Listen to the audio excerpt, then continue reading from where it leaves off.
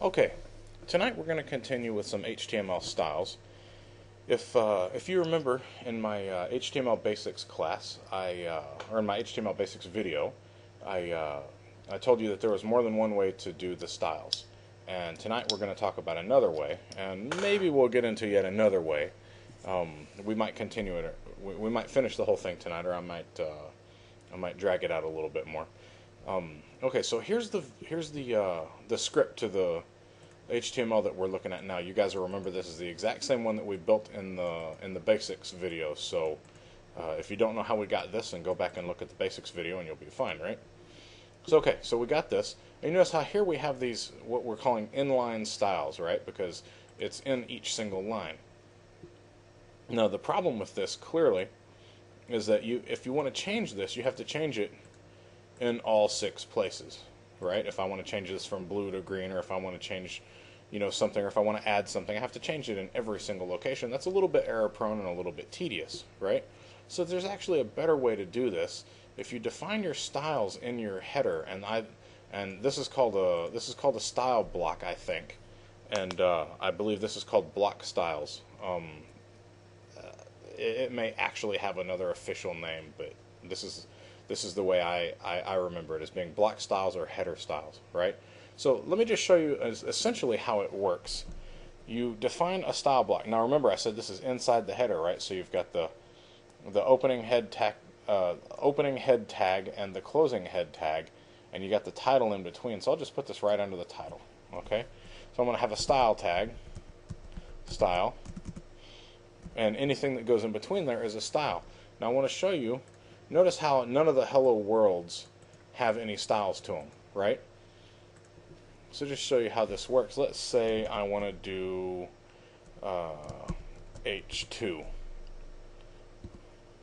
And then you put curly brackets. And all this can be on one line, but it's always best to put them on separate lines. It's easier to read, right? And as a matter of fact, most of the time, you'll even see these guys indented like that.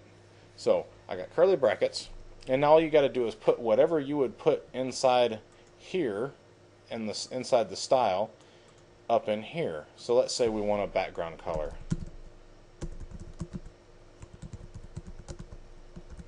Of red. And again, you separate it with a semicolon. And remember, that's going to be for H2. So when I come here and hit F5, there you go. I've got a background color for H2. And let's say I can copy this, right? Let me copy it with that line below it. Well, fine, be that way. There we go. Control C. And let's go 1, 2, 3, 4. So let's go H. Let's just call this one H1, H2, H3, 4, and 5. So I want H1 to be red, H2 to be green, H3 to be blue, H4 to be yellow, and H5, let's go with brown. There we go. So I've defined background colors for every one of those. Now if I want to define a different color, let's say I want this one to be this text to be yellow, right? Where is it? There it is. I'll come here for the one that's red, so that's H1, and I'll just define another one. Color yellow. And you can put a semicolon there or not. I mean, you have to put a semicolon between them. You don't have to trail a semicolon right there. And now I've got that yellow. And let's say I want the one that's yellow to be red. Well, that's yellow, there it is, to be red. So I'll say color, colon, red. Come here. And there you go. And now this one's red, right? So, okay, those are the basics. I mean, that's how you put a simple tag to a simple color, right? Now, we can do the exact same thing here, right, for TD. So all I got to do is, let me copy these guys here. And now I want to take all these. I want to hit Control H to get my replace. So I'm just going to basically kill these guys, right? I'm going to replace them all with a null string. There we go, 6 times. So I'm down to plain TDs now. Except I've got that right there. We got that after a couple, huh? Got there, got there,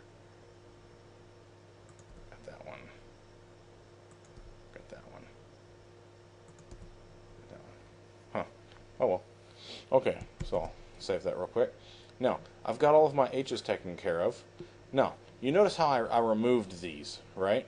So let's take a look, which means these boxes should go away. These borders should go away. There you go. So I've got no more borders here because I've taken them out of my column headers, right? Out of my column tags. But if I come here, I'm going to backspace that and say TD,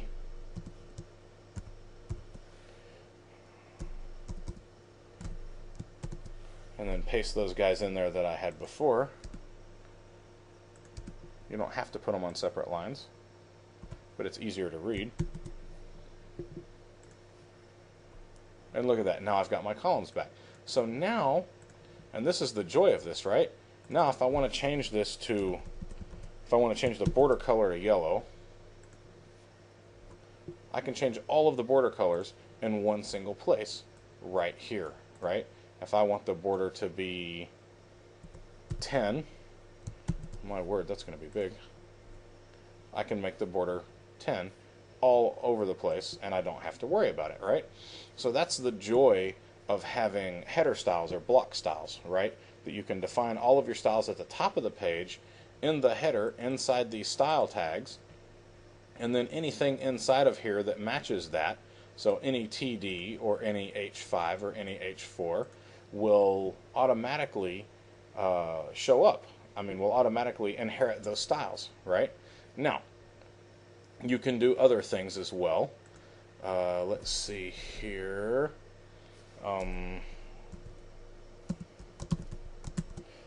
We have a paragraph tag, and let's say this is a paragraph.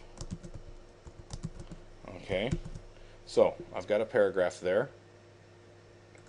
Let's go ahead, and there we go. This is a paragraph, absolutely. Now, let's say that I want the paragraph to be, I want the background to be pink. So I'll say P, curly brackets, and I'll say background color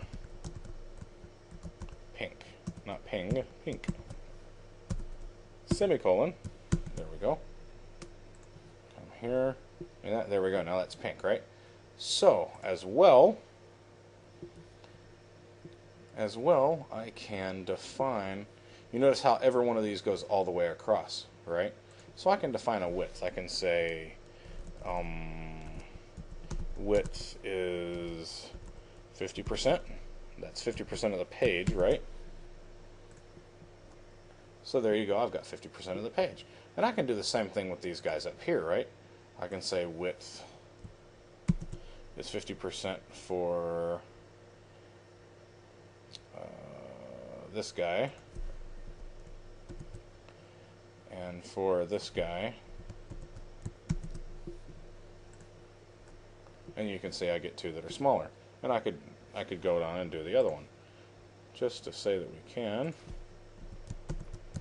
Kind of a little symmetry thing going on there, right? There we go. So got short, long, short, long, short, table, short, paragraph. Now, it's, you know, quite often you're not really going to have your paragraph with a background color. That's not really the point, okay? The point of having a background color for your paragraph, especially here, is to be able to see the width of your paragraph, or to come up here and to be able to see the width of this thing, to help you get the page layout properly, right? So you can define different regions in your code. You can define different regions in your HTML, like different paragraphs to have different sizes, and then you can use background colors to make sure that the sizes are what you want. And then when you know for sure that the sizes are what you want, then you kill the background color and you know that everything's going to be fine. So let's say if I come here and just say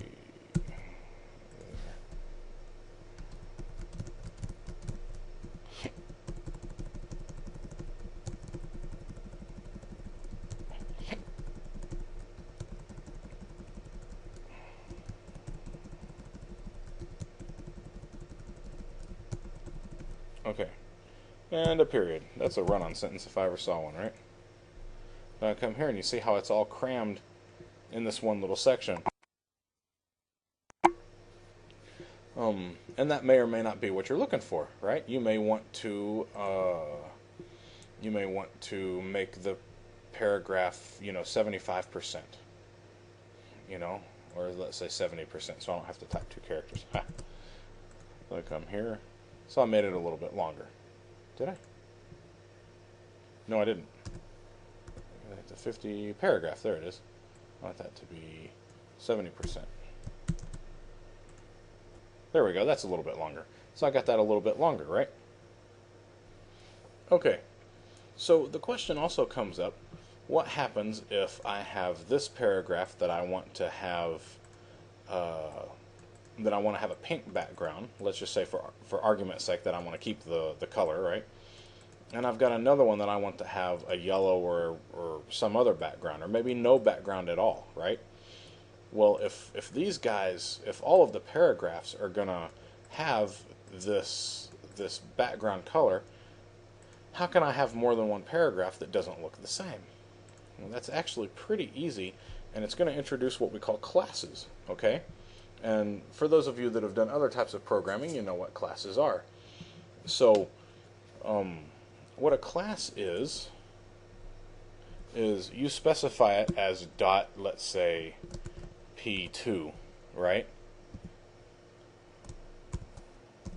And then it's the same thing. I come up here and I say, let me just copy this guy right here. There we go. And let's say I want the background to be, is light yellow a color? And let's go back down to 50%. Good. So now if I have a different paragraph,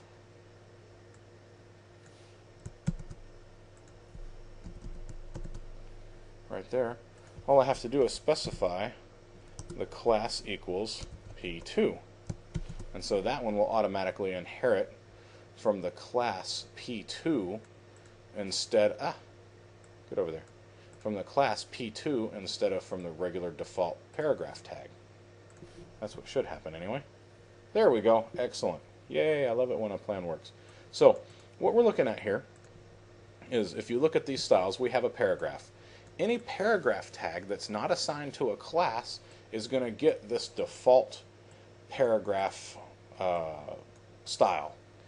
And anything that has the P2 tag will automatically inherit from that tag.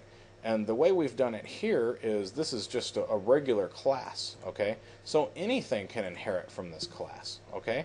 Let's say if I wanted to come up here, say I've got H5, right? Let's say if I want to come up here to H5, where are you? Where did my H5 go? There it is. If I wanted to go to H5 and assign this a class equals P2, see what H5 looks like now. It's brown. Yep. There you go. And now it's inheriting from the P2 class. So these classes work absolutely everywhere. It's not just a paragraph. Okay? You can do that, but we're not going to cover that right now. We'll actually stop more or less right here. I just wanted you to be able to see that you can have more than one thing. You can have your H's here, your default headers, right? Your default H1 or your default H5 look a certain way, and that way every single H5 on your page will look that way. It's going to follow that exact that style, because that's the default style, unless it's assigned a class, and then it'll take on the styles of that class. And you can do the same thing here. We'll just do one more. I'm sure you get the point, but we'll just do one more anyway. Let's copy TD.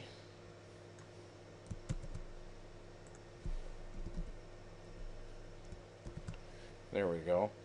and we'll just give it a class of TD2. I'm feeling creative tonight. And we'll make the border red. And then, which one of these guys? Let's do this one. Class equals TD2. And we've got one over here that takes the TD2 class, and the rest of them take the default class. So that's pretty easy to that's pretty easy to follow, right? So anyway, that's how you do header styles in HTML. And now, when you do your HTML alerts in T-SQL, from the other video that I did, now you can take all of those styles out of the table and put them up in the header, so that if you ever need to change them, then you can change them all in one place, and they'll just go ahead and cascade, and it really reduces your margin for error and your work. So there you go. That's HTML header styles. Good luck.